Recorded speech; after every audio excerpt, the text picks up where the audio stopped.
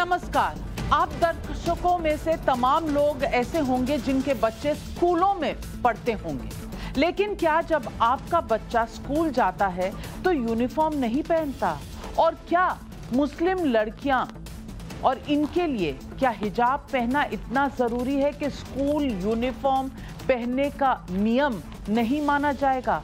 कर्नाटक के उडुपी के एक स्कूल से उठा हिजाब का विवाद न सिर्फ राज्य के दूसरे जिलों में फैल चुका है, बल्कि अब इस पर राष्ट्रीय बहस भी हो रही है। शिमोगा के एक स्कूल में आज हिजाब पहने लड़कियों का सामना भगवा पहने छात्र छात्राओं से हुआ। ये सब जिस तरह से हुआ वो शर्मनाक है। हालात ये है कि पुलिस की मौजूदगी के बावजूद दोनों ओर से आर पार की नौबत आ गई और दोनों ओर से धार्मिक नारे भी लगाए गए। इसी प्रदर्शन के दौरान स्कूल में भगवा ध्वज फहराने की घटना भी हो गई। स्कूल में हिजाब पहनने के विवाद पर कर्नाटक हाईकोर्ट में सुनवाई हो रही है, लेकिन कोर्ट ने फैसले के पहले जैसा प्रदर्शन हो रहा है उसके बाद पब्लिक का सवाल यह है कि क्या हिजाब के नाम पर राजनीतिक हंगामा मच रहा है? क्या हिजाब राजनीतिक हंगामा करने का नया टूल किट है? आज यही सब सवाल पब्लिक की तरफ से आ रहे हैं, लेकिन इन सवालों पर जाने से पहले आज की टॉप 3 हेडलाइंस देख लेते हैं। यूपी चुनाव में आज बीजेपी और समाजवादी पार्टी दोनों ने घोषणा पत्र जारी कर दिया।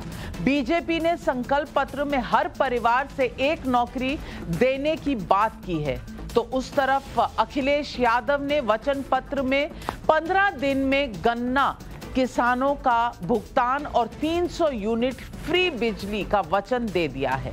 आज ममता बनर्जी और अखिलेश यादव ने जॉइंट प्रेस कॉन्फ्रेंस भी की उत्तर प्रदेश में। आपको बता दें कि पहले फेज के लिए आज प्रचार खत्म हो गए हैं। पश्चिमी यूपी के 11 जिलों में 58 सीटों पर 10 फरवरी को वोटिंग होगी। आज की दूसरी बड़ी खबर, राष्ट्रपति के अभिभाषण पर धन्यवाद प्रस्ताव पर बोलते हुए प्रधानमंत्री मोदी ने आज राज्यसभा में कांग्रेस पर फिर करारा हमला बोला। उन्होंने कहा, कांग्रेस की वजह से देश में सिख नरसंहार हुए, जात पात की राजनीति बढ़ी, परिवारवाद बढ़ा, इमरजेंसी का कलंक भी लगा देश पर।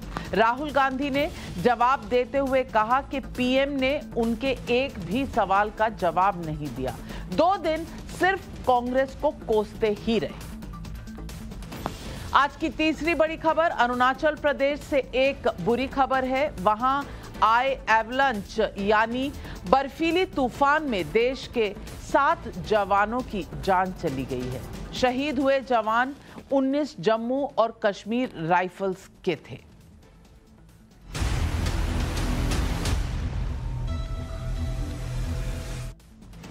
अब सवाल पब्लिक का, कर्नाटक के शिमोगा में हिजाब विवाद में आज हुए हंगामे का जो वीडियो सबसे ज्यादा वायरल हो रहा है और चर्चा में है, एक हिजाब पहनने वाली लड़की भगवा पहनने वाले लड़कों के बीच हुई नोकझोंक का है।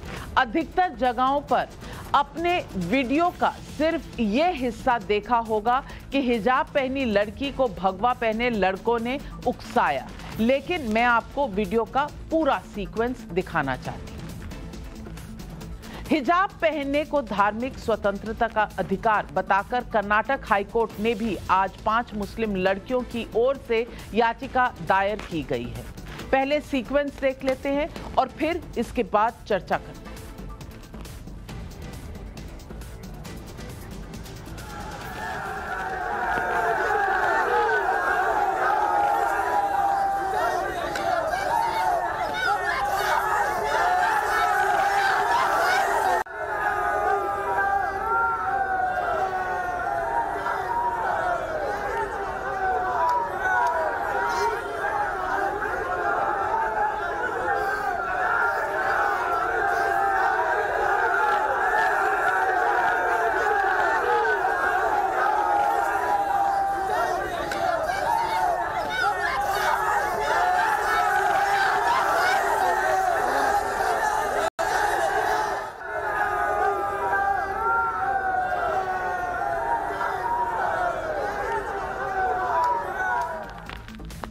हिजाब पहनने को धार्मिक स्वतंत्रता का अधिकार बताकर कर्नाटक हाईकोर्ट में 5 मुस्लिम लड़कियों की ओर से याचिका दायर की गई है।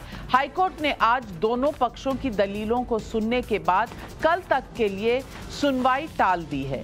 फैसला सुनाने से पहले मामले की सुनवाई कर रहे जस्टिस कृष्णा एस दीक्षित ने कहा है कि लोगों को संविधान पर भरोसा रखना होगा। केवल कुछ शरारती लोग हंगामा करना चाह रहे हैं और इस हंगामे में प्रदर्शन करना शामिल है। लोगों के संविधान पर भरोसे की बात जब जस्टिस कृष्णा ने कही तो उन्होंने कहा कि शरारती लोग हंगामा करते रहेंगे और इस मतभेद में हमें नहीं फंसना चाहिए।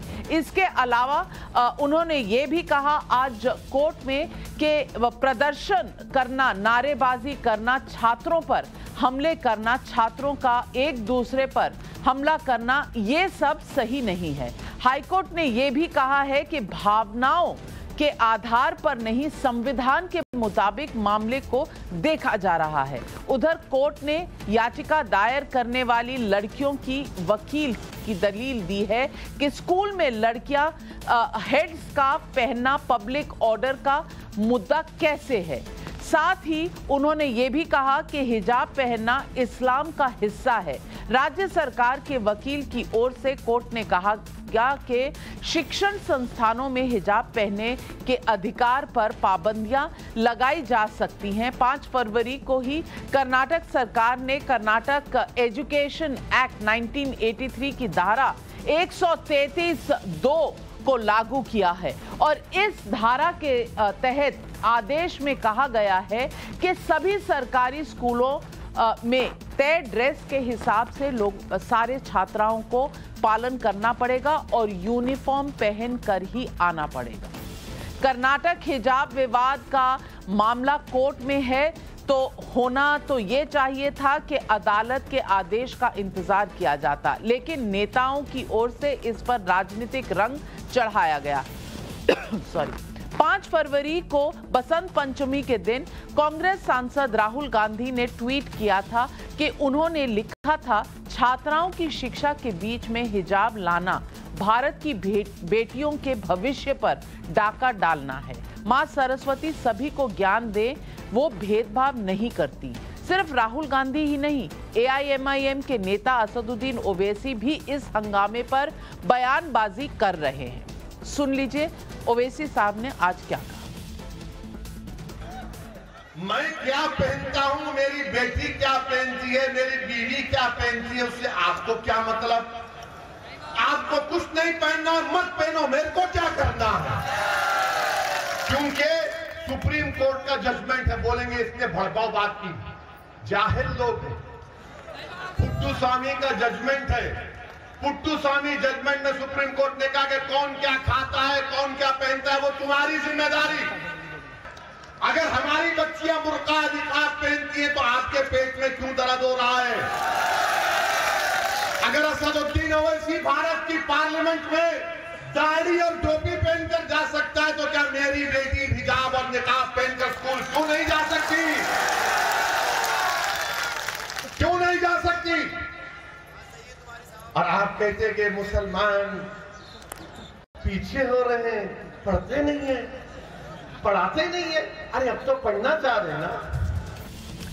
पक्ष विपक्ष की राजनीति के बीच केंद्रीय मंत्री गिरिराज सिंह ने हिजाब विवाद में साजिश का एंगल भी ढूंढ लिया। आइए सुनते हैं उन्होंने क्या कहा। देश के अंदर कुछ लोग देश के माहौल को बिगाड़ना चाहते हैं। गजवाए हिंद की मानसिकता वाले जो इस्लामिक स्टेट की कल्पना लेकर के भारत के सांप्रदायिक सौहार्द को बिगाड़ना चाहते हैं, जो सर्वधर्म समभाव का है। अब स्कूलों में अगर नमाज पढ़े बच्चे हिजाब लगाए और कोई कहे मैं हवन करूं, कोई कुछ और कहे, तो ये समाज का माहौल बिगाड़ने की कोशिश है। ये भारत है, सर्वधर्म समभाव के आधार पर चलेगा, न कि इस्लामिक स्टेट भारत को बनाने की कोशिश करने वालों की मानसिकता हम पूरा नहीं होने देंगे। तो आज सवाल पब्लिक का सिर्फ ये है, नंबर 1 कि स्कूल में हिजाब जरूरी है या यूनिफॉर्म। नंबर 2, हिजाब के जवाब में भगवा क्यों, यह भी एक सवाल उठता है। सवाल नंबर 3, हिजाब राजनीतिक हंगामे का क्या नया टूलकिट बन गया है। और सवाल नंबर 4, स्कूलों के कैंपस तक ये राजनीति कितनी खतरनाक है। आज पब्लिक का यही सवाल है और आज हमारे साथ जुड़ रहे हैं गौरव भाटिया, प्रवक्ता है बीजेपी के, तहसीन पूनावाला राजनीतिक विशेषज्ञ है, हमारे साथ जुड़ रही हैं इस वक्त लुबना सारवत जी सोशल एक्टिविस्ट हैं, अथर हुसैन दहलवी मुस्लिम स्कॉलर हैं, हमारे साथ फिरोज बख्त अहमद भी मुस्लिम स्कॉलर हैं। प्रोफेसर साहब हमारे साथ जुड़ रहे हैं। सबसे पहले डॉक्टर लुबना सारवत को पूछना चाहती हूँ। और डॉक्टर लुबना सारवत, मैं पूछना चाहती हूँ कि हम सब स्कूल से पढ़कर आए हैं यहाँ तक, हमारे स्कूलों में तो कभी किसी ने यूनिफॉर्म की कोई भी आलोचना नहीं की, कोई भी नहीं कहा, और हमारे स्कूलों में भी पढ़ते हैं कई मजहबों के बच्चे। मैं पूछना चाहती हूँ, यूनिफॉर्म इसलिए होता है ताकि बच्चों में कोई भेदभाव ना हो, सब समान लगे, सब एक साथ पढ़े, मजहब तक किसी का ध्यान भी ना जाए, बस हम एक क्लास में हैं, एक तरीके की तालीम ले रहे हैं और हमें बस उस तालीम को पूरा करना है, उसमें कंपटीशन रखना है, उसमें आगे बढ़ना है। ये हिजाब जैसा बड़ा मुद्दा स्कूलों में कैसे आ गया? सबसे पहले तो मैं आपसे ये पूछना चाहूंगी, क्या बच्चों को स्कूलों में अल्लाहू अकबर या जय श्री राम बोलना चाहिए या सिर्फ जाकर यूनिफॉर्म में अपनी पढ़ाई की बातें करना चाहिए? आज जो हुआ कर्नाटक में, क्या ये होना चाहिए था? नहीं, बिल्कुल। मेरी आवाज पहुंच रही है ना? बिल्कुल पहुंच रही है। ओके, शुक्रिया। तो बिल्कुल मैं आपसे सहमत हूं कि सेक्शन जो संविधान के तहत जो फ्री और कंपलसरी एजुकेशन की बात आई है, तो एजुकेशन की बहुत बड़ी क्या बोलते हैं इम्पोर्टेंस दी हुई है संविधान में, और हर कोई स्कूल और हर हमले से हर कोई उसको लागू लाने की ही हम कोशिश में रहना चाहिए। वो आपसे सहमत हूँ। और अगले आपने उठाया कि यूनिफॉर्म की बात, हाँ बराबर, जो यूनिफॉर्म है उस पे अपन पाबंदी लगाना, we have to follow the uniform. और इस पर्टिकुलर केस की अगर हम लेते हैं तो, और मैं बैकग्राउंड में ये भी बता दूं, दो ही चीज इसमें कि जो स्कूल मैं क्रिश्चियन मिशनरी सेंट फ्रांसिस से पढ़ी हुई हूँ मैं, और हमारे स्कूल में हर किस्म के हर वॉक ऑफ लाइफ से आते थे। एक्चुअली क्रिश्चियंस बहुत कम रहते थे और हर वॉक ऑफ लाइफ से हम सब वहां पढ़ते थे। और मेरे फ्रेंड्स जो भी है, आशा वगैरह, टेमिलियंस थे, क्रिश्चियंस सब थे, वो बराबर अपनी विभूति पे लगा के आते थे, हर दिन बोटू लगा के आते थे, सेक्रेट थ्रेड पहन के आते थे। हमारी ध्यान कभी, जैसे आपने कहा, कभी उसकी ओर हमको गया ही नहीं, क्योंकि मेरी फ्रेंड महालक्ष्मी भी लगा के आती थी, कभी हम लोग उसकी तरफ धाये नहीं। वो लोग पूरे अपने इससे आते थे, फिर भी हम लोग कोई नहीं, क्रिश्चियन स्कूल भी नहीं बोला, हम लोग के ध्यान में तो आता ही नहीं था, क्योंकि हमारे बेस्ट फ्रेंड्स थे वो लोग। और उसके अलावा मैं क्या बोलना चाहती हूँ, बैकग्राउंड में एक ही बात की, हमारे जो बिलॉवड मदर है इस कंट्री की, क्या है, सेक्रेड बुक है कॉन्स्टिट्यूशन हर भारतीय के लिए। और हमारे जो सेक्रेड कुछ मदर्स भी है हमारे, फलन की परसों जो बर्थ एनिवर्सरी हुई सावित्रीबाई फुले, जो 1848 में इंडिया की जो लीडर है, वो अपनी बिलॉवड मदर है, उनको हमने कभी सर पे हमेशा पल्लू के साथ ही देखा है हमने। और हमने उनके साथ फातिमा शेख भी जो है, उन्होंने भी हमेशा सर पे पल्लू था उनके। तो हम लोगों ने कभी ये नहीं देखा, जब वो पढ़ा रही थी, जब वो एक रेवोल्यूशनरी, हमारी माँ ने, सावित्रीबाई फुले ने जब पढ़ाए, तो हमने किसी ने उनके सर पे पल्लू की ओर ध्यान नहीं दिया, उनको पढ़ने दिया, उनको पढ़ाने दिया, रेवोल्यूशनरी टाइप में। उनको आज भी हम मस्तक टेक रहे हैं उनके चरणों पे, क्योंकि उन्होंने पढ़ाया। पल्लू की हम बिल्कुल ख्याल ही नहीं कर रहे हैं। अब आइए हम संविधान में जो राइट दिया हुआ है उसकी तरफ देखिए। स्कूल की जो रूल बुक है, स्कूल की रूल बुक में खुला लिखा हुआ है, जो सदियों पहले वो गवर्नमेंट स्कूल की रूल बुक बनाई थी, उसमें लिखा हुआ है कि अगर कोई फीमेल स्टूडेंट्स, मुस्लिम नहीं लिखा हुआ है उसमें, मैंने पढ़ा है वो किताब को, उसमें लिखा हुआ है अगर कोई फीमेल स्टूडेंट स्कार्फ पहन के आना चाहती है तो उनके लिए वो परमिटेड है। तो इन बच्चियों ने क्या किया, या नहीं कर रहे तो करना जो चाहिए कि स्कूल की ड्रेस की दुपट्टा या यूनिफॉर्म की ड्रेस में उनको स्कार्फ पहनना चाहिए, तो वही उनको परमिसेबल है, वो उनको बराबर वो कर सकती हैं, वो परमिटेड है। और उसके अलावा जो हाई कोर्ट की जजमेंट्स आए हैं 2016 की और बोम्बई की जजमेंट, तो हिजाब आपका क्या आप कह रही है कि हिजाब नहीं स्कार्फ भी बहुत है? यही कहना था। एक मिनट, एक ही second I take, then I will leave the floor. Okay, मैं यहाँ पर कुछ अपने जो भारतीय जो अरबिक अल्फाज आ रहे हैं उससे बहुत कंफ्यूजन आ रहा है। देखिए, जो स्कार्फ पहनते हैं बच्चियां, जो वो पहनने को इंसिस्ट कर रहे हैं, उसको वो लोग हिजाब बोल रहे हैं, और जो यहाँ नाक पे से जो कवर करते हैं उसको निकाब बोलते हैं, और जो पूरी जो ब्लैक उनके ब्लैक या कोई भी कलर में पहनते हैं उसको बुर्का कहते हैं। उन लड़कियों को परमिटेड है सिर्फ स्कार्फ की, जो कि हिजाब है, और उन लड़कियां जो इंसिस्ट कर रहे हैं वो भी सिर्फ हिजाब और स्कार्फ है, वो बुर्का और निकाब की बिल्कुल इंसिस्ट नहीं कर रहे हैं। जो कोई कुछ फोटोज वगैरह बता रहे हैं वो पूरी अलग चीज है। वो बच्चियों का इंसिस्ट करना और क्लास में वो एक ही चीज स्कार्फ के लिए पूछ रही, late us B clear about it, और उनके लिए परमिटेड है यूनिफॉर्म की कलर में करना, रूल बुक। पर आज की जो तस्वीरें आई हैं उनमें तो उनमें तो वो बच्ची पूरा बुर्का पहन के चल रही है। तो दहलवी साहब, मैं पूछना चाह रही हूँ, आप कह रहे हैं के बाहर था नहीं, पर मैं आपको पूछना चाह रही हूँ और वो तस्वीरें भी चलाना चाह रही हूँ जहां वो छोटी सी बच्ची आती है, स्कूटी पार्क करती है, स्कूटी पार्क करने के बाद जब वो चल कर आती है, अगर हम वो वाली तस्वीरें चला सके, मैं अपने डायरेक्टर से कहना चाहूंगी जी। तो ये जब चलकर आ रही हैं तो उन्होंने पूरा बुर्का पहना हुआ है। अब ये बुर्का क्या स्कूल में यूनिफॉर्म के तहत होना चाहिए या नहीं होना चाहिए, हाँ या ना लुबना जी?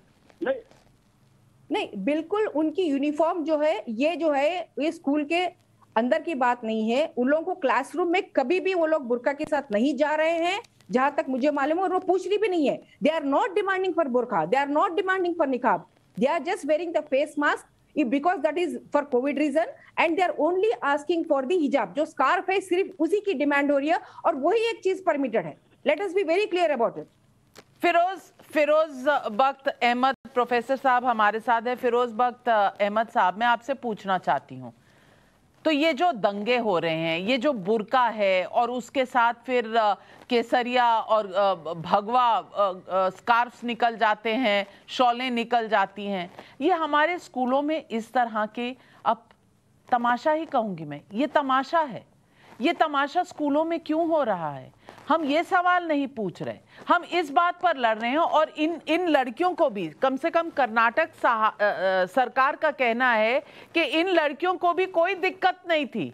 ये दिक्कत अब शुरू हुई है कुछ देर पहले, और ये दिक्कत जब शुरू हुई है क्योंकि इसको बनाया जा रहा है राजनीतिक मुद्दा। मैं पूछना चाहती हूँ आपसे प्रोफेसर साहब, ये कितनी हद तक ये किसी मजहब का मुद्दा है, यूनिफॉर्म का मुद्दा है, या कॉन्स्टिट्यूशन का मुद्दा है, और कितनी तरफ तक लोगों को उकसाया जा रहा है?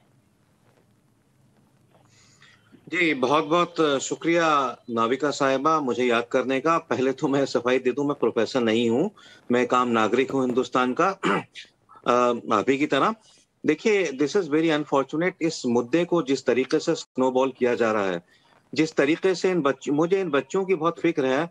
इन बच्चियों को, इनके अंदर फूंक भरी गई है, इनको भड़काया, इनको बहलाया, फुसलाया, भटकाया गया है कि भाई जब तक आपको हिजाब पहनकर क्लासेस अटेंड करने के लिए अंदर नहीं जाने दिया जाए, आप ऐसे ही जो है प्रोटेस्ट करती रहिए। ये जो बच्चियां हैं, उधर से कॉलेज ने इनको मना कर दिया।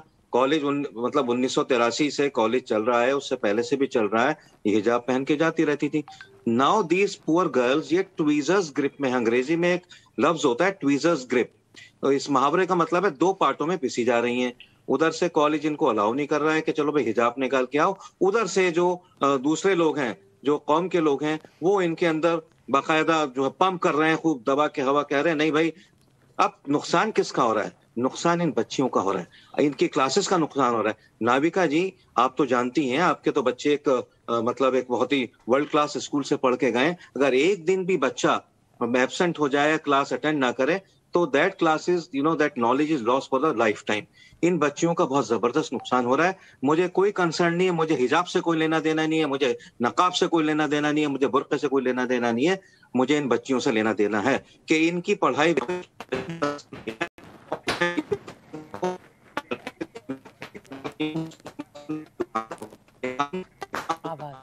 आपकी ऑडियो के साथ कुछ प्रॉब्लम है और यही सवाल दहलवी साहब मैं आपसे पूछना चाहती हूँ। पहले कोरोना के लिए बंद था स्कूल, अब ये नया एक तरह से फसाद शुरू हो गया है कि भाई हमने हिजाब पहनना ही है। मैं पूछना चाहती हूँ कि स्कूल में सामान्य एक दूसरे में किसी को भी अलग तरीके से ना देखा जाए, इसीलिए यूनिफॉर्म कहा जाता है। और स्कूलों में, हाई स्कूल में, इंटर कॉलेज में ये जरूरी होता है इसलिए कि बच्चे आपस में भेदभाव ना करें, मजहब उनके ख्यालों में ना आए, और ये हम सब ने अपने स्कूलों में देखा है। मैं पूछना चाहती हूँ दहलवी साहब कि क्यों ये मुद्दा इस तरह से उठाया जा रहा है जैसे पता नहीं क्या हुआ। वहां पुलिस की लाठीचार्ज तक करनी पड़ी इस मुद्दे को लेकर। क्या ये बच्चों के पढ़ाई के रास्ते में आने वाले मुद्दे हैं या इसे बाहर के लोग और राजनीतिक लोग बढ़ावा दे रहे हैं? मैं समझता हूं कि अपने आप में ये बहुत ही शर्मनाक, चिंताजनक और निंदनीय है कि बच्चे जो कोरोना काल के बाद अभी जिन्होंने स्कूल या कॉलेज जाना शुरू करा था, उनको फिर इस तरीके के 3 दिन के लिए कॉलेज या स्कूल बंद कर दिए गए, जो अपने आप में बहुत ज्यादा चिंता का विषय है। और मैं समझता हूँ कि कर्नाटका सरकार को इसलिए मैं कटहरे में खड़ा करूंगा क्योंकि ये मेरा अपना बयान नहीं है। अगर मुझको नहीं मालूम कि आपके डायरेक्टर साहब ने आपके प्रोग्राम शुरू में शायद उसको भी दिखाया जाता, और मुमकिन है कि भाजपा के प्रवक्ता भी शायद उसको एडमिट करेंगे। 3 दिन पहले मुख्तार अब्बास नकवी साहब, मिनिस्टर ऑफ माइनॉरिटी अफेयर्स, ने इस विषय में सरकारी बयान देके ये कह दिया कि हिजाब कोई मजाक का विषय नहीं है, हिजाब लोगों की मर्जी के ऊपर, और इसको बैठ के मसले को हल किया जाए। फिर भी मैं 2 बातें बहुत मुख्तसर कहना चाहूंगा जो मुझसे पहले लुबना ने कही। आप नविका जी चूंकि एक शोध के साथ पत्रकारिता करने वाली पत्रकार हैं, आपको मालूम होगा 2 केसेस हमारे सामने हैं। पहला केस था लुधियाना का, जहां पर जो स्कूल था जो खालसा चलाते थे, और वहां पे यूनिफॉर्म को लेके ड्रेस कोड को लेके मुद्दा आया, और उसके बाद चंडीगढ़ हाई कोर्ट ने, जो हरियाणा और पंजाब हाई कोर्ट है, उसने कहा कि सिखों की धार्मिक भावनाओं को मद्देनजर रखते हुए खालसा स्कूल के अंदर उस चीज का पाबंदी की जाए जहां भावनाओं आहत ना हो। कोर रिलीजियस वैल्यूज में आती हैं, हिजाब मुसलमानों की कोर वैल्यू में पहले सुन लीजिए, मैं आपके बीच में नहीं बोला, नविका जी, मैं बीच में नहीं बोला प्लीज, और मैं बीच में ये टोका टाकी करके डिबेट करने का कायल नहीं। अगर वो बोलना चाहें तो पहले आप उनको बुलवा सकती हैं। बख्त साहब, आप कुछ कहना चाह रहे हैं दहलवी साहब से? फिरोज बख्त अहमद साहब। नहीं, मैं ये कहना चाह रहा हूँ, देखिए दहलवी साहब, आप हमारे भाई हैं, छोटे भाई हैं। ये मुल्क ना तो हिजाब और शरिया से चलेगा, ना ही ये भगवा और सनातन धर्म से चलेगा। अगर ये मुल्क चलेगा, कानून से चलेगा। कॉलेज ने अगर कोई कानून बना दिया है, कह दिया है कि भाई हिजाब मत पहनो, हिजाब पहनने से लड़कियां डिस्क्रिमिनेट होती हैं, अरे क्यों दिखाना है कि हम हिंदू हैं, मुस्लिम हैं, सिख हैं? कॉलेज जो है सेक्युलर होता है। कॉलेज में जो इक़दार पढ़ाई जाती हैं वो भारत माता के लिए, मुल्क के लिए पढ़ाई जाती हैं। उसमें हम बतौर हिंदू, मुस्लिम, सिख, ईसाई नहीं जाते हैं। We are like Indians. तो अगर स्कूल ने एक उसूल बना दिया है, हम उसूल पसंद है, हम सारे मुसलमान देशभक्त, संस्कारवादी, राष्ट्रवादी हैं, हम उसूलों पे चलने वाले हैं। हम अम्बेडकर के बनाए हुए कानून पे, और जो कानून उस कॉलेज ने बना दिया है उस पर हम चलेंगे। आप सुन तो लीजिए, जवाब दे दूं। जी सुन रहा हूँ, बोलिए। हाँ सुन लीजिए। ये तर्जुमानुल कुरान की कॉपी है, और आप जानते हैं तर्जुमानुल कुरान मौलाना अबुल कलाम आजाद, जिनसे आप भी अपना रिश्ता जोड़ते हैं, और उसी रिश्ते की बुनियाद पे आज माशाल्लाह आप चांसलर भी हैं। उनकी कुरान की तस्वीर जो भारत में चांसलर नहीं हूँ, उससे फारिग हो गया हूँ चांसलरी से। चलिए ठीक है, हाँ, जो उन्हीं का है ये। मैं उस बहस में ले जाऊंगा इस्लाम ने क्या कहा नहीं कहा। मैं सीधा एक बात कहना चाहता हूँ, जो लुबना ने कहा, क्लास के अंदर, स्कूल परिसर के अंदर, उस हिस्से में जहां हम सब बैठते हैं, मैं जिस स्कूल में पढ़ के आया, जहां हमको पढ़ाने वाले, जो हिंदी पढ़ाने वाले या संस्कृत पढ़ाने वाले शास्त्री जी थे, हमने हमेशा उनको धोती में, रुद्र में, और उनके साथ माथे पे टीका लगा हुआ देखा। जो उर्दू पढ़ाते थे, आप भी जानते हो कि इकबाल साहब, वो शेरवानी में। हमारे स्कूलों में कभी इस तरीके का भेदभाव नहीं था। मेरा कहना वही जो लोगना कह रही है, क्योंकि कर्नाटका में जिन स्कूलों की बात हो रही है वो सब वही है जिनको हम इंटर स्कूल कहते हैं। दिल्ली में हमारे यहाँ नविका जी एक और पॉइंट है जिसपे हमको जरूरत से तवज्जो देनी चाहिए। हमारे यहाँ 12th तक ड्रेस कोड रहता है, लेकिन दिल्ली के बाद इंटर स्कूल जो होता है 11th और 12th, वहाँ पे ड्रेस कोड नहीं होता है। वहाँ बच्चों को ये अधिकार है वो क्या पहन के आए। बिल्कुल क्लास में मैं बिल्कुल आपसे सहमत हूँ, लुबना भी उस पर सहमत होंगी। क्लास में सब बच्चे एक जैसे ड्रेस के साथ बैठे, अगर रूल है उनको पहनना चाहिए, निर्वाह करना चाहिए। क्लास के बाहर जो परिसर है, जो स्कूल परमिसेस है, लेकिन आज जो कहा गया, जिस तरह से अल्लाहू अकबर के नारे लगाए गए, जिस तरह से जय श्री राम किया गया, और मैं पूछना चाहती हूँ, गौरव भाटिया जी हमारे साथ हैं, मैं गौरव भाटिया से आज पूछना चाहती हूँ। और गौरव भाटिया जी, मैं गौरव भाटिया जी के पास जाती हूँ, पर पहले तहसीन पूनावाला जी, मैं आपसे पूछना चाहती हूँ, जो डिस्प्ले हुआ बुर्के का और मामला सारा कोर्ट में है, मामला जब कोर्ट में है तो गौरव भाटिया, मैं आपसे पूछना चाहती हूँ कि एक तरफ बुर्का, दूसरी तरफ भगवा चोले पहने हुए, क्या ये जरूरी है? और क्या ये मुद्दा जो है किसी ना किसी तरीके से स्कूलों के अंदर एक हिजाब की छोटी सी बात को लेकर इतना बड़ा मुद्दा बन गया है कि उत्तर प्रदेश के चुनावों में बोला जा रहा है, लोकसभा में मुद्दा उठाया जा रहा है, वहां लाठीचार्ज हो रहा है, कोई अल्लाहू अकबर कह रहा है, कोई जय श्री राम कह रहा है। गौरव भाटिया जी, ये मुद्दा है जो इस तरह से बढ़ना चाहिए? मुझे कहना है या गौरव को कहना है? गौरव जी से पूछ रही हूँ और फिर आपके पास आ रही हूँ। जी नाविका जी, क्योंकि मैं पेशे से वरिष्ठ अधिवक्ता भी हूं, मैं पहले संविधान की बात करूंगा, कानून की बात करूंगा और फिर राजनीतिक बात करेंगे। लेकिन आपका चैनल जितने दर्शक देख रहे हैं उनका ज्ञानवर्धन जरूर होगा। देखिए, जब हमें हमारा संविधान मिला, हम लोगों ने संविधान अपने आप को दिया। ये एक अनोखी पहल थी। वी द पीपल से स्टार्ट होता है हमारा जो उद्देशिका है।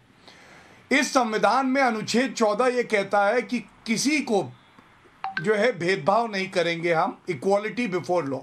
अनुच्छेद 15 कहता है लिंग के आधार पे, जन्म स्थान के आधार पे, धर्म जात के आधार पे हम कोई भी भेदभाव नहीं करेंगे। अनुच्छेद 21 कहता है, जो महिलाओं और पुरुष दोनों पे लागू होता है, कि सबके पास the right to personal liberty है। आज का ये जो मुद्दा है, कुछ लोग इसे धर्म के चश्मे से देख रहे हैं। अगर आप इसको धर्म के चश्मे से ना देखें, संविधान कानून के, और आप समानता और अनुशासन के चश्मे से देखेंगे, तो मैं समझता हूं ये हमारे देश के लिए भी अच्छा है और हमारी बहनों के लिए भी अच्छा है।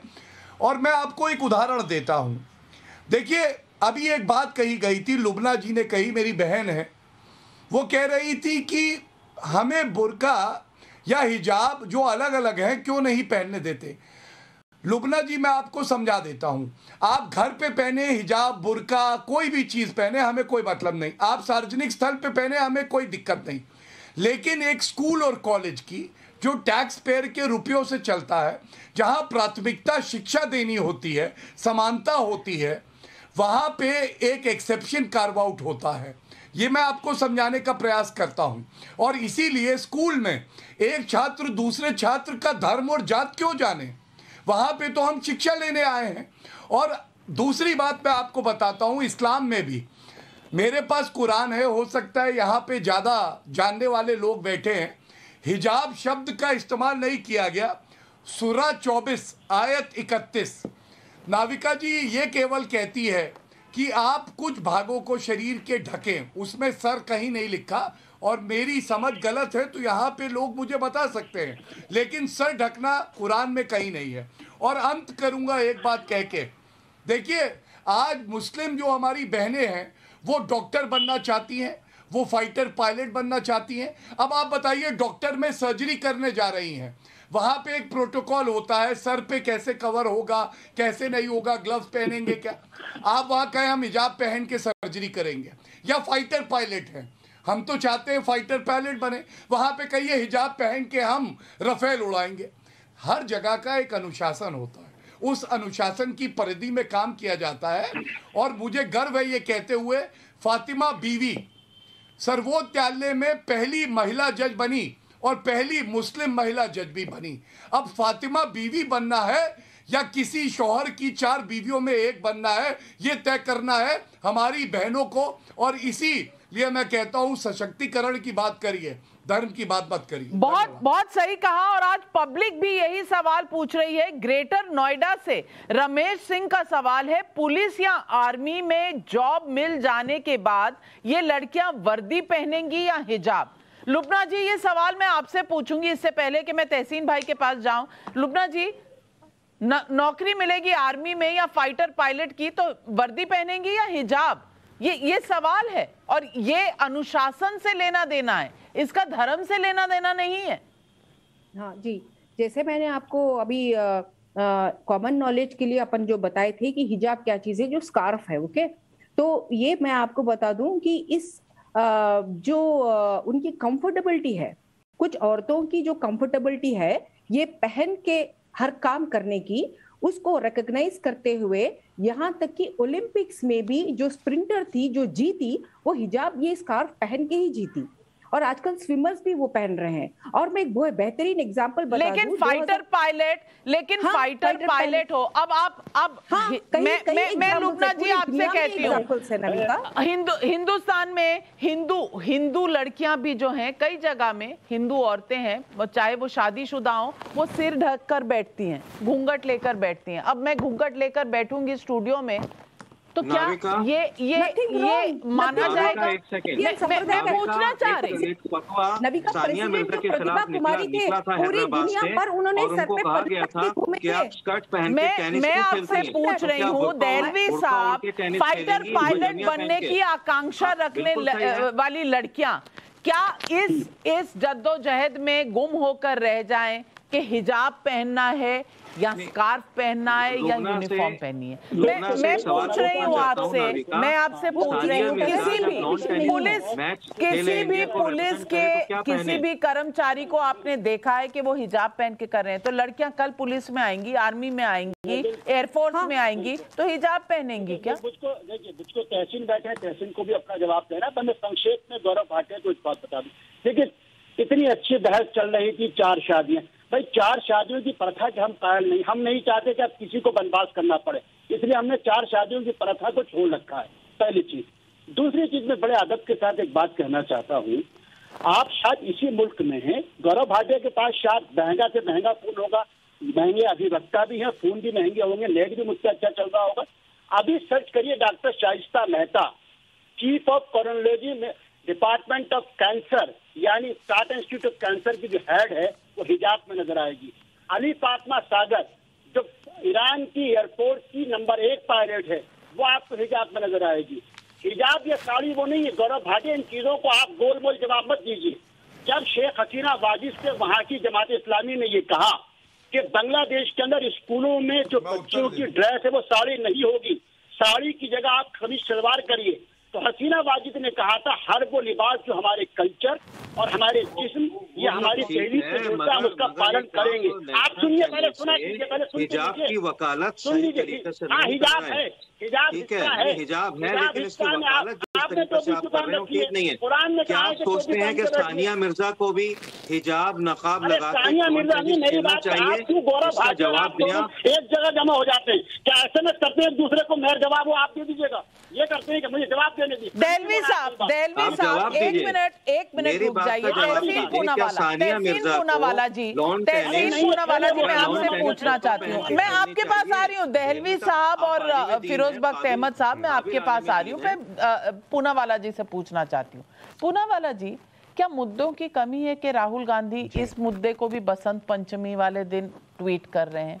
जो मुद्दा एक तरह से विवाद जरूर था, पर इस लेवल तक नहीं था जहां आज पहुंच गया है, जहां अल्लाहू अकबर और जय श्री राम के नारे लग रहे हैं। मैं दोनों में से किसी को भी सही नहीं मानती, क्योंकि स्कूलों के अंदर अगर बच्चों की पढ़ाई की बात है, इंटर कॉलेज या कॉलेज की बात है, तो पढ़ाई की बात करिए, उसमें आज़ादी लेके रहेंगे, आज़ादी की भी कोई जगह नहीं है, अल्लाहू अकबर की भी जगह नहीं है और जय श्री राम की भी जगह नहीं है, वहां पढ़ाई का काम है।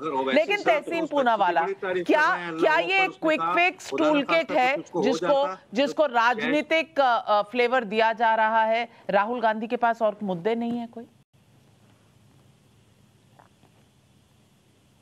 मैम, आपके शो में 30 मिनट के बाद शिरकत करने का मौका मिला, शुक्रगुजार हूँ। लेकिन ये उम्मीद करता हूँ कि मैं अपनी बातें, जो कुछ कॉन्स्टिट्यूशनल बातें और कुछ धार्मिक बातें, आप मुझे रखने का मौका देगी आपके दर्शकों के सामने। सबसे पहले तो यहाँ पर बात हुई सानिया मिर्ज़ा, उनको मैं थोड़ा बहुत जानता हूँ, और अन्य मुस्लिम महिलाओं के बारे में। जो लोग यहाँ पर आकर इस तरह की बातें करते हैं, वो उन्होंने शायद इस्लाम के बारे में पढ़ा ही नहीं। इस्लाम में सबसे पहला असूल है फेथ।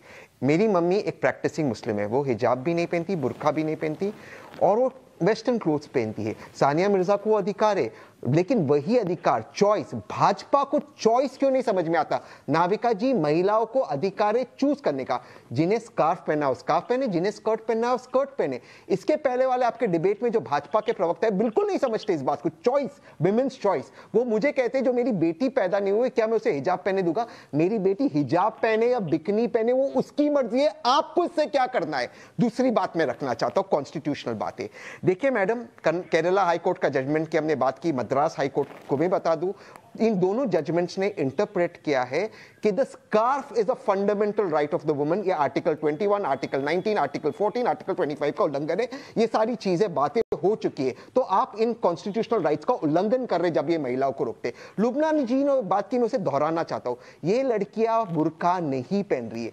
उस कॉलेज के नियम के अनुसार वो scarf, matching scarf to the uniform पहन रही है। इसमें भाजपा का पेट क्यों दुख रहा है?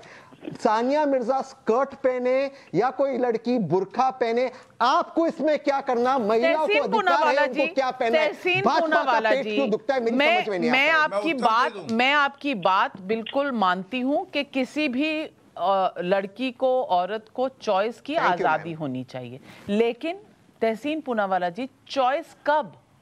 चॉइस नॉर्मली हर चीज में होती है जब आप 18 साल के हो जाओ या फलाने साल के हो जाओ, आपकी शादी की एज, वोटिंग की एज, एडल्टहुड की एज, तब आप चॉइस करने लायक होते हो।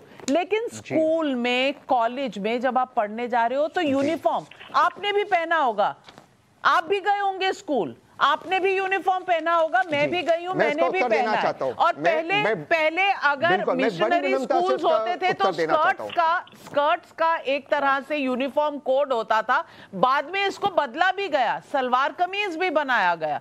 जब 11th और 12th में बच्चियां आ जाती हैं तो वो सलवार कमीज की यूनिफॉर्म पहन कर जाती है, जो दुरुस्त बात है, तो वो भी मद्देनजर रखा गया था। लेकिन मैं पूछना चाह रही हूं, क्या आप दूर से एक बच्चे को ये पहचान देना चाहते हो कि अरे स्कूल में आपको पता बच्चे किस कदर की बात करते हैं, ये अवेयर बच्चे नहीं हैं, इनकी तालीम अभी जारी है, ये कहेंगे अरे वो देखो ये कैसा है, इनके घर में क्या होता होगा, ये कैसे करती है, ये यहाँ हिजाब रहती है।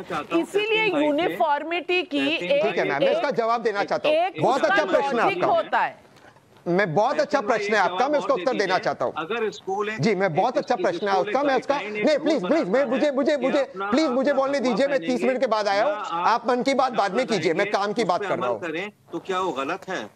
प्लीज मैं, मेरा समय है, अगर आप दूसरों को देना चाहते हैं सुन लीजिए, आप उस पर भी टिप्पणी कर दीजिएगा। जी फिरोज बख्त अहमद साहब। नहीं, मैं सिर्फ देखिए, मैं इनको इनकी बड़ी कदर करता हूं, काबिल वकील हैं हमारे भाई तहसीन साहब। मैं ये पूछना चाहता हूं, आपने अपनी वालदा का एग्जांपल दिया, बिल्कुल ठीक है, वो ठीक है, हिजाब नहीं लगाती है जैसा भी है, she has all the right in the world. लेकिन ये बताइए, स्कूल अगर एक रूल और रेगुलेशन निकाल देता है या कॉलेज कि भाई यहाँ पे कोई हिजाब नहीं पहनेगा, यहाँ पे कोई भगवा लगा के नहीं आएगा, नीले रंग से नहीं आएगा, तो क्या आप बतौर एक वकील जवाब दें, एक लॉ मेकर हैं आप, कि क्या आप स्कूल के साथ जाएंगे या आप ये मजहब के साथ जाएंगे जो बच्चियों को भड़का रहे हैं, कह रहे हैं नहीं आपको तो हिजाब लगा के ही जाना चाहिए, अगर हिजाब लगा के नहीं गई तो आपको अल्लाह मियां माफ नहीं करेंगे। देखिए, ये बड़ा बहुत सीरियस मामला है। देखिए, बच्चियों की तालीम is more important then any हिजाब और एनी। मैं आपका प्रश्न समझ गया। जी जी, बहुत अच्छा प्रश्न पूछा, मैं उसका उत्तर दे देता हूँ। कुरान में सबसे पहला शब्द है, जी, कुरान में सबसे पहला शब्द है इरका, मतलब पढ़ना सबसे पहला शब्द है। तो कुरान सबसे पहला और ज्यादा महत्वपूर्ण चीज जो मानता है वो है पढ़ने के लिए। इकरा सबसे पहला शब्द है। अब मैं आपके प्रश्न को उत्तर देता हूं। देखिए, आपने कहा कि स्कूल में अगर रूल बना है कि आप कोई चीज नहीं पहन सकते, लेकिन उसी स्कूल के अंदर रूल ये बना हुआ है कि आप मैचिंग स्कार्फ पहन सकते हैं और पहले भी पहना है। ठीक उसी तरह जैसे एक ब्राह्मण बच्चा आता है और वो अपने यूनिफॉर्म के नीचे धागा पहना हुआ है, वो होली है, उसको आप रिस्पेक्ट करते हैं। अगर स्कूल ने उस बच्चे को भी रोका तो वो भी गलत है। Rules can not be ultra vires of the constitution. एक और चीज कहते हैं, अपनी बात समाप्त करता हूं। आपने कहा मैं लॉ मेकर हूं, मैं लॉ मेकर नहीं हूं, लेकिन 2024 में जरूर बनूंगा जब भाजपा की सरकार बढ़ जाएगी। मैं आपसे कहना चाहती हूं, और ये तथ्य मैं अपने दर्शकों के सामने रखना चाहती हूं। फ्रांस पूरी तरह से पाबंदी है और जुर्माने का प्रावधान है अगर हिजाब पहना। रूस में पाबंदी है। नेदरलैंड में चेहरा ढकना अपराध है। डेनमार्क में चेहरा ढकने पर रोक है, 12,000 रुपए जुर्माना है। सीरिया जो कहा जाता है मुस्लिम प्रधान देश है, वहां पर 70% मुस्लिम आबादी, चेहरा ढकने पर पाबंदी है। इजिप्ट अगेन मुस्लिम कंट्री, 90% मुस्लिम आबादी, चेहरा ढकने पर पाबंदी है। बुल्गारिया चेहरा ढकना गैर कानूनी है। मैं पूछना चाहती हूं गौरव भाटिया, इन देशों में जब इस मजहब के लोग जाएंगे तो वहां फॉलो कर लेते हैं रूल्स। ये ऐसा क्यों है कि सिर्फ भारत में या कहीं पर इस तरह के रूल आते हैं तो यहां पर एक बवाल सा खड़ा हो जाता है? और भोपाल से शिशिर का सवाल है आपके लिए। सवाल ये है कि हिजाब के जवाब में भगवा क्यों हो रहा है, बल्कि सवाल ये है कि हिजाब है तो भगवा क्यों नहीं? ये भी सवाल है। गौरव भाटिया जवाब दीजिए, 45 सेकंड का समय है। धन्यवाद। देखिए, सबसे पहले तो मैं ये कहना चाहूँगा, ये जो आज की चर्चा है ये सकारात्मक होनी चाहिए। यहाँ कोई दुश्मन नहीं है, दो विचारधाराएं हैं, आपस में बातचीत कर रही हैं। बात करी गई ओलंपिक्स में ये होता है, पाकिस्तान और बांग्लादेश में ये होता है, फ्रांस में ये होता है। मैं चाहे तर्क मेरे लिए हो या मेरे विरुद्ध हो, मैं एक ही बात कहूँगा। प्लीज अभी 1 मिनट में अपनी बात पूरी कर लेता। नाविका जी, आज सवाल यह है कि भारत का संविधान क्या कहता है, कर्नाटका का एजुकेशन एक्ट 1983 क्या कहता है। हमारा कानून ये कहता है कि जो छात्र होंगी, छात्राएं होंगी, ये इस तरह से कोई भी ना हिजाब पहन सकते हैं, ना कोई धर्म का जो है, चाहे वो भगवा शॉल हो, ले सकते हैं।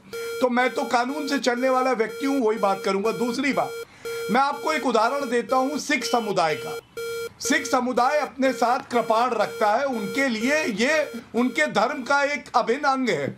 लेकिन फ्लाइट में जब वो जाते हैं तो हमारे कानून है कि जो कृपाण रखेंगे वो 9 इंच से ज़्यादा नहीं हो सकता, जिसका ब्लेड 6 इंच से ज़्यादा नहीं हो सकता। अब आप बताइए, सिख समुदाय का मेरे धर्म का ये अभिन्न अंग है, जबकि मैंने दिखाया कि कुरान में ये अभिन्न अंग नहीं है। अभिन्न अंग तो यहाँ तक नहीं है। और सर्वोच्च न्यायालय ने क्या कहा है मैं बता दूं। सर्वोच्च न्यायालय ने कहा है, एक मुसलमान था, दाढ़ी रखना चाहता था, आर्मी में था। सर्वोच्च न्यायालय ने कहा था यूनिफॉर्म और डिसिप्लिन, जब रूल है तो रूल का पालन करेंगे, आप दाढ़ी नहीं रख सकते। अभी हिजाब का मसला कर्नाटका हाईकोर्ट के सामने, सर्वोच्च न्यायालय आएगा, न्यायालय अपना काम करेगा, लेकिन अनुच्छेद 14, अनुच्छेद 15, अनुच्छेद 21 पहले आएगा, फिर अनुच्छेद 25 आएगा। मैं दहलवी साहब से पूछना चाहती हूँ और लुबना जी से पूछना चाहती हूँ। एक मिनट अहमद साहब, फिरोज बख्त अहमद साहब, दहलवी साहब बहुत देर से कुछ कहने की कोशिश कर रहे हैं और मैं पूछना चाहती हूँ उनसे।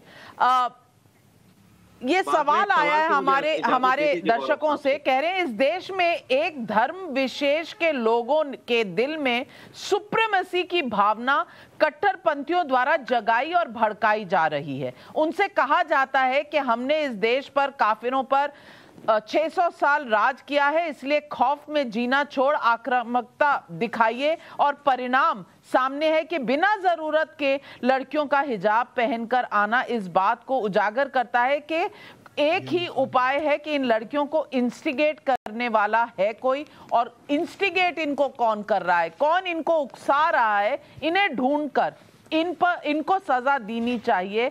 और ये मुद्दा लोग समझ रहे हैं कि कोई ना कोई भड़का रहा है बच्चियों को। दहलवी साहब, क्या कोई भड़का रहा है? नहीं, कोई नहीं भड़का रहा। 2014 के बाद से हमने अपने लिए, अपने बच्चों को भी हम एक बात बताते हैं, क्योंकि पहले हम आउटिंग पे जाते थे, आसपास जाते थे, लेकिन हम अपने बच्चों को बात बताते हैं कि देखो अब 2014 के बाद से हमारे लिए एक एजेंडा सेट हो चुका है। वो एजेंडा ये है कि बेटा जब तुम्हारे यहाँ कोई बच्चा होगा, मेरे बाद तुम्हारी यहाँ की औलाद होगी, तो इनके पास एक मुद्दा है कि मुसलमान के घर बच्चा पैदा हुआ इसलिए ये आबादी बढ़ाएगा। तुम थोड़ा बड़े हो जाओगे तो फिर ये कहेंगे कि अच्छा अब ये जो है अल्लाह अकबर कह के स्कूलों में आ गए, कभी हिजाब और दाढ़ी टोपी के साथ आ गए। कुछ और बड़े हो गए, अगर इंजीनियर बन जाओगे तो ये आतंकवादी कह देंगे। अगर अखलाक की तरह घर में भी कुछ खाना खाओगे तो ये घुस के फ्रिज चेक करेंगे और मार देंगे। कहीं होटल पे बैठ के खाओगे तो ये कहेंगे तुम जो है वो बीफ खा रहे हो। तो ये हमारे लिए एजेंडा, इसलिए हम इन चीजों नहीं, मैं इस बात का उत्तर दे दूं। सुन लीजिए, पहले सुन लीजिए, मैंने आपको सुना, सुन लीजिए। बल्गारिया में क्या होता है, फ्रांस में क्या होता है, अमेरिका में क्या होता है, मुझको कोई मुद्दा नहीं है। मैं उस देश में रहता हूँ जहाँ 2 उदाहरण हैं। कल इलाहाबाद हाई कोर्ट में 2 दिन पहले एक महिला जाती है और कहती है कि मैं शंकराचार्य की पदवी बनना चाहती हूँ। जस्टिस एस के खन्ना ये कहते हैं कि शंकराचार्य मर्द बनते हो, ये प्रथा हिंदुओं की है, आदि शंकराचार्य की प्रथा, और हम किसी धर्म के अंदर हस्तक्षेप नहीं कर सकते। पहली बात। 15 मार्च, गौरव भाटिया जरा ध्यान से सुनिएगा, अभी आप किस समुदाय की बात कर रहे थे। 15 मार्च 1985 को आनंदपुर साहब के अंदर रेजोल्यूशन पास किया जाता है कि सिख औरतें अब साड़ी नहीं पहनेंगी। मैं सलाम करता हूँ अपने प्रधानमंत्री की बीवी को जिन्होंने साड़ी लगातार पहनी, पर आपकी सरकार में 2 मरतबा मंत्री रही। बादल साहब की बहू ने उसको नहीं पहना क्योंकि वो आनंदपुर साहब के उस फैसले का सम्मान करती है। चलिए मैं उत्तर दे दूं। किसी को कोई सुपरमेसी नहीं है। हिजाब हो, क्रॉस हो, पगड़ी पहनना हो, टीका लगाना, कुछ भी करना हो, ये अधिकार है। बात यह है कि कर्नाटक का निकम्मा सीएम जो अपनी कुर्सी बचाने के चक्कर में था। गौरव भाटिया जी जवाब दे रहे हैं, और मैं ये भी बता दूं कि सुप्रीम कोर्ट ने 25 जुलाई 2015 में इसी एक मुद्दे पर अपना विचार व्यक्त किया था, और ये था कि प्री मेडिकल टेस्ट में हिजाब पहनने की इजाजत। और सुप्रीम कोर्ट ने कहा था कि अगर आपको प्री मेडिकल टेस्ट देना है और एक दिन आप हिजाब नहीं पहनेंगे तो आपके धर्म पर कोई आंच नहीं आएगी, कोई आंच नहीं आएगी, यूनिफॉर्म है तो है। ये सुप्रीम कोर्ट ने 2015 में कहा था। और मुद्दा दहलवी साहब ये भी है कि कल कोर्ट फैसला सुनाएगा, तब तक तो इत्मीनान रख लीजिए। गौरव भाटिया जी जवाब दे रहे हैं आपका। जी गौरव भाटिया जी। नाविका और दहलवी साहब, मेरा बहुत जरूरी सवाल है। सुनिए दहलवी साहब, थोड़ा सब्र, मैं उत्तर दे सकता हूँ नाविका जी, लेकिन दहलवी साहब प्लीज। जी गौरव भाटिया जी, दहलवी साहब आप बोल चुके, गौरव भाटिया जी जवाब दे रहे हैं। समय लिमिटेड रहता है डिबेट में। गौरव भाटिया जी का जवाब सुन लीजिए। भारत के मुसलमानों को, ये भारत के मुसलमानों को ये इतना परसिक्यूशन क्यों है आपको कि पैदा होगा तो पॉपुलेशन बढ़ रही है, स्कूल में जाएगा तो अल्लाह अकबर कह रहे हैं। हम तो जय श्री राम को भी कह रहे हैं कि स्कूलों के अंदर नहीं होना चाहिए। आप हर वक्त ये क्यों कहते हैं कि मुसलमान है तो डरा हुआ है इस देश में? ऐसा कहना कहाँ से लाजमी है? जो पार्टी मुसलमानों के मुर्दों के। गौरव भाटिया जी आप जवाब दीजिए, आप जवाब दीजिए। दहलवी साहब दूसरों को भी बोलने दीजिए। इनको शांत कराएंगी तो मैं दूंगा, मैं चिल्लाने नहीं आता हूं डिबेट में। धन्यवाद।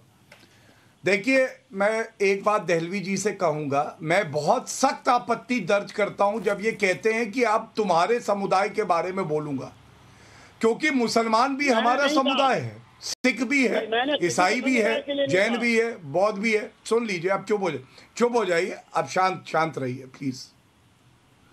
और जहां तक आप कह रहे हैं ना बच्चा बड़ा होगा तो उसको कहा जाएगा ये आतंकवादी हो जाएगा, इंजीनियर होगा तो ये हो जाएगा, इखलाक होगा तो ये हो जाएगा, तो मुझे तो भारतीय होने के नाते और भारतीय जनता पार्टी का राष्ट्र प्रवक्ता होने के नाते डॉक्टर अब्दुल कलाम पे बहुत गर्व है। मैं सच बताऊं, बहुत गर्व है। अब्दुल हमीद साहब पे बहुत गर्व है। और आपको यह भी पता होना चाहिए राष्ट्रपति बने अब्दुल कलाम साहब, परमवीर चक्र मिला अब्दुल हमीद को। तो इसलिए इस तरह से ये तुम्हारा समुदाय मेरा समुदाय मत करिए।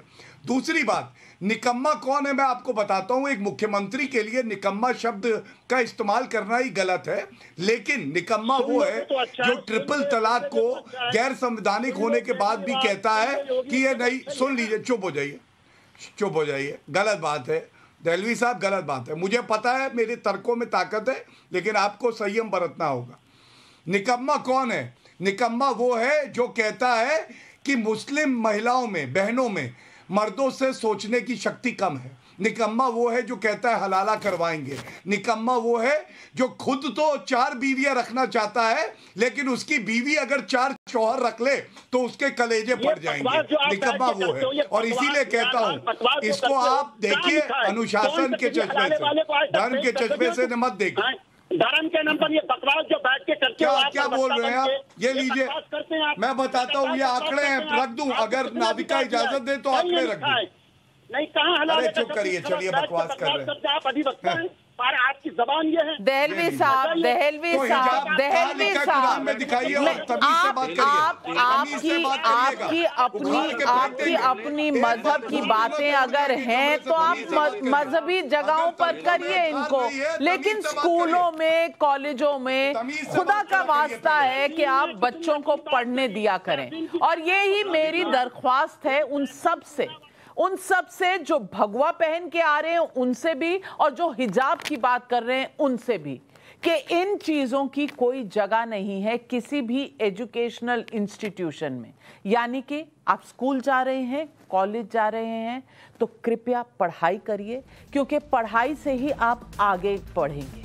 हमें बचपन में कहा जाता था, पढ़ोगे लिखोगे बनोगे नवाब, खेलोगे कूदोगे और इस तरह की हरकतें करोगे तो बनोगे खराब। ये बचपन में हमें सिखाया जाता था। तो मैं आज कहना चाहती हूँ कि कोई भी बच्चा, और हमारे लिए बच्चे हैं जो स्कूल और कॉलेज में पढ़ रहे हैं, वो कम से कम अपनी मुस्तकबिल, अपना फ्यूचर बनाने के लिए पढ़ाई पर गौर करें। ये ज़रूरी नहीं है कि आप हर चीज़ की बगावत करें, हर चीज़ पर विवाद करें। और ख़ास करके यूनिफॉर्म का मतलब ही ये होता है कि सब सामान्य, हर बच्चा, हर स्टूडेंट सामान्य है। वो सामान्य पहनेगा, सामान्य उनको तालीम दी जाएगी और सामान्य तरीके से हर बच्चे के साथ बर्ताव किया जाएगा। और इस सामान्यता में इक्वालिटी होती है। तो इक्वालिटी की तरफ जाइए, क्योंकि ये इक्वालिटी कॉन्स्टिट्यूशन हमें देती है और यही हमारी कॉन्स्टिट्यूशन, हमारे संविधान का सार है। तो इक्वालिटी को ऊपर रखिए। रिलीजन हर चीज में ऊपर आना जरूरी नहीं है। अल्लाह, भगवान, वाहिगुरु और जीसस सब हमारे दिल में हैं और दिल में रहे। बस यूं अल्लाहू अकबर या जय श्री राम के नारे लगाने से कोई बहुत अच्छा मुसलमान या बहुत अच्छा हिंदू नहीं बन जाता। आज हिजाब पर बस इतना ही। लेते हैं एक छोटा सा ब्रेक। सवाल पब्लिक का शो पर हमारे साथ जुड़ने के लिए आपका बहुत बहुत धन्यवाद। जाइएगा मत, क्योंकि आ रही है न्यूज़ की पाठशाला सुशांत सिन्हा के साथ।